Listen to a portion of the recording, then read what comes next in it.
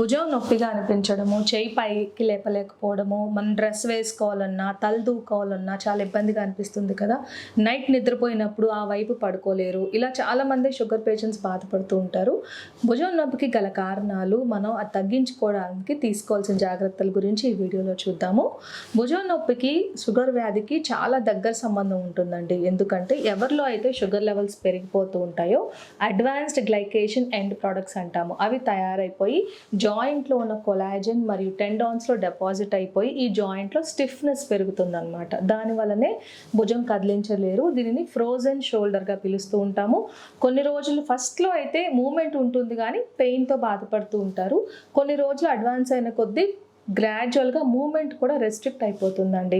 ఈ ఫ్రోజన్ షోల్డర్ని మనం స్టార్టింగ్ స్టేజెస్లోనే గుర్తిస్తే చాలా ఈజీగా ట్రీట్ చేయొచ్చు. షుగర్ వ్యాధి అనేది ఒక ఇన్ఫ్లమేటరీ కండిషన్ అనమాట. అంటే TNF ఆల్ఫా, ఇంటర్ల్యూకిన్స్ అనేవి మన శరీరంలో ఉంటాయి. ఈ ఇన్ఫ్లమేటరీ కండిషన్ వలన టెండినైటిస్ అంటాము. రొటేటర్ కఫ్ టెండినైటిస్ అంటే ఈ భుజంలో ఉన్న టెండాన్స్ అన్నీ ఇన్ఫ్లేమ్ అయిపోయి ఎర్రగా కొంచెం వాపు కూడా ఉంటుంది. దానివల్ల కూడా పెయిన్ వస్తూ ఉంటుంది.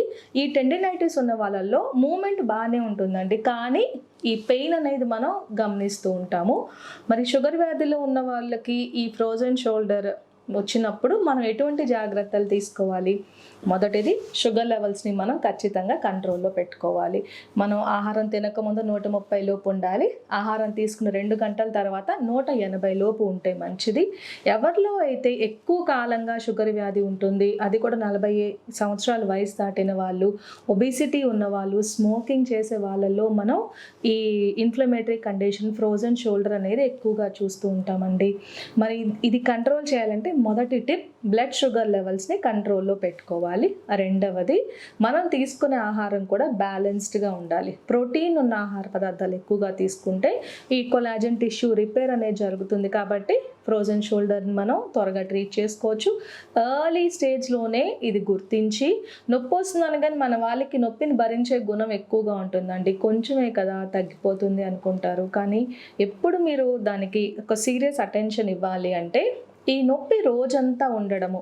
ఇనీషియల్గా నైట్ టైం స్టార్ట్ అవుతుంది. ఎవరికైతే రోజంతా కూడా భుజంలో ఏదో లాగినట్టు డిస్కంఫర్ట్గా అనిపిస్తూ ఉంటుందో అప్పుడు అటెన్షన్ ఇవ్వాలి. ఎందుకంటే ఇనీషియల్ స్టేజెస్లో కొన్ని ఎక్సర్సైజెస్, ఫిజియోథెరపిస్ట్ మీరు కన్సల్ట్ చేయొచ్చు, లేకపోతే కొన్ని ఎక్సర్సైజెస్ చేయడం వలన ఈ జాయింట్ అనేది ఇంకా స్టిఫ్ అవ్వకుండా త్వరగా ట్రీట్ చేసుకోవచ్చు అండి. ఎవరిలో అయితే జాయింట్ మూమెంట్ రెస్ట్రిక్ట్ అయిపోయింది, పెయిన్ సివియర్గా ఉందో వాళ్ళల్లో కొన్ని జాయింట్లోకి స్టీరాయిడ్ ఇంజెక్షన్స్ ఇస్తూ ఉంటాము. ఈ పెయిన్ కిల్లర్స్, ఇన్ఫ్లమేషన్ తగ్గడానికి కొన్ని ట్యాబ్లెట్స్ టెంపరీగా వాడుకోవచ్చు. సివియర్ కండిషన్స్లో మాత్రమే, నిద్ర పట్టడం లేదు, జాయింట్ బాగా స్టిఫ్ అయిపోయింది, ఎక్కువ సఫరింగ్ ఉందంటేనే అవసరం వాళ్ళల్లో మైనర్ సర్జరీస్ కూడా అవసరం అవుతాయండి. కాబట్టి ఫ్రోజన్ షోల్డర్ని నివారించుకోవడానికి ముఖ్యంగా మనము కొన్ని జాగ్రత్తలు పాటించాలి. ఇన్ఫ్లమేషన్ మన శరీరంలో ఎలా తగ్గుతుంది? ఎప్పుడు బ్యాలెన్స్డ్ మీల్, రెగ్యులర్గా వాకింగ్ చేయడము, స్ట్రెస్ లెవెల్స్ని మనం తగ్గించుకోవాలి. ఎక్కువగా ఒత్తిడి గురైన వాళ్ళు నిద్ర సరిగ్గా పోకుండా లేట్ నైట్ మేల్కోవడము, లేట్ నైట్ ఆహారం తీసుకున్నా కూడా ఇన్ఫ్లమేషన్ పెరుగుతుంది. ఫ్రైడ్ ఫుడ్స్, మనం తినే ఆహారంలో ఆయిల్ కంటెంట్ ఎక్కువ ఉన్నా, ప్రాసెస్డ్ ఫుడ్స్ ఎక్కువగా ఉన్నా కూడా ఇన్ఫ్లమేషన్ పెరుగుతుంది. కాబట్టి మీరు ఆహారంలో మెయిన్గా వెజిటబుల్స్, ఫ్రూట్స్, వాటర్ ఎక్కువగా తీసుకోండి. ఈ జాగ్రత్తలు పాటించడం వల్ల ఫ్రోజన్ షోల్డర్ నుంచి నివారణ పొందవచ్చు.